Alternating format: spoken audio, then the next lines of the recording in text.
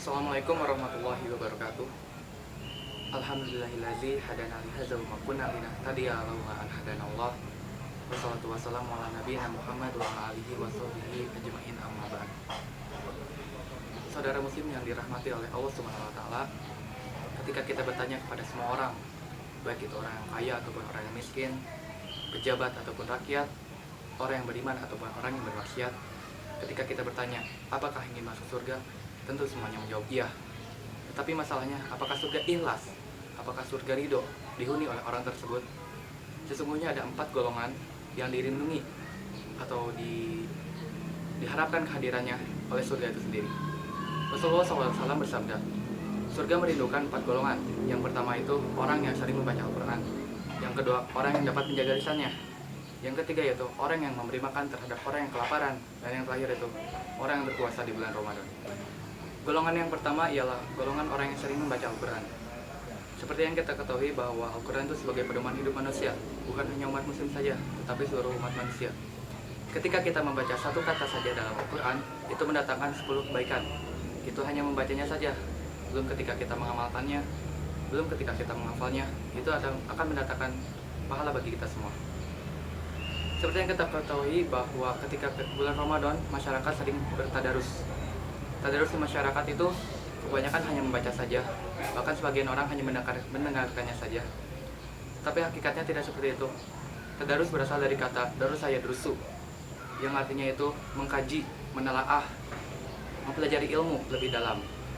Jadi intinya ketika kita bertadarus, kita itu sedang belajar, kita mempelajari ilmu Al-Quran, kita mentadaburi Al-Quran, dan untuk dipraktekkan kepada kehidupan kita sehari-hari. Golongan yang kedua ialah golongan orang yang dapat menjaga lisannya. Seperti yang kita ketahui bahwa lidah itu adalah daging empuk yang tak bertulang, tetapi bahayanya dapat lebih tajam daripada pedang. Ada ungkapan Arab bahwa ketika kita sakit oleh pedang, kita dapat diobati. Tetapi apabila kita sakit oleh lidah, oleh ungkapan, kita harus mencari obat kemana? Banyak keluarga yang berantakan, banyak kawan menjadi lawan, banyak saudara menjadi musuh hanya karena ungkapan saja.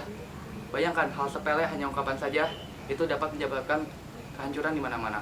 Kawan jadi lawan, dan lain sebagainya. Hadis riwayat Bukhari, sesungguhnya Rasulullah SAW bersabda, barang siapa yang mencintai Allah dan hari akhir, maka hendaklah dia berkata yang baik atau lebih baik diam. Golongan orang yang ketiga ialah orang yang memberi makan orang yang sedang kelaparan. Seperti contohnya fakir miskin, anak yatim, orang yang kelaparan di jalanan, dan lain sebagainya. Sesungguhnya setiap harta yang kita punya, di dalamnya ada hak-hak milik mereka. Ketika kita membagikan rezeki kita terhadap mereka, ketika kita membagikan sebagian harta kita terhadap mereka, memberi makan dan lain sebagainya, sesungguhnya itu mendatangkan pahala.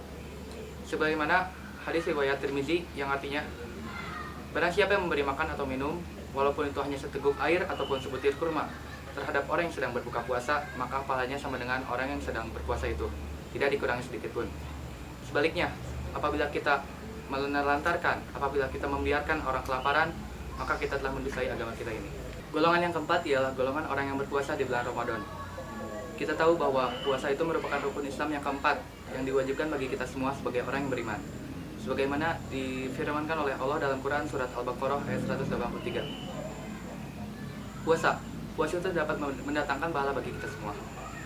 Ketika kita tidak berpuasa, kita mendapatkan dosa. Apabila kita berpuasa, kita mendapatkan pahala yang dinantikan oleh surga. Dan apabila kita berpuasa pun dapat menghapus dosa-dosa kita sebelumnya. Sebagaimana hadis surat Bukhari yang artinya, barang siapa yang berpuasa karena iman dan ikhlas, maka dosa-dosa yang telah lalu akan diampuni oleh Allah Subhanahu wa taala. Demikianlah keempat golongan yang dirindukan dan dinantikan oleh surga itu sendiri. Semoga kutum ini bermanfaat bagi kita semua, dan semoga kita termasuk ke dalam 4 golongan itu. Dan semoga kita mengamalkannya kepada kehidupan kita sehari-hari. Demikian, billahi taufiq wal hidayah. Wassalamualaikum warahmatullahi wabarakatuh.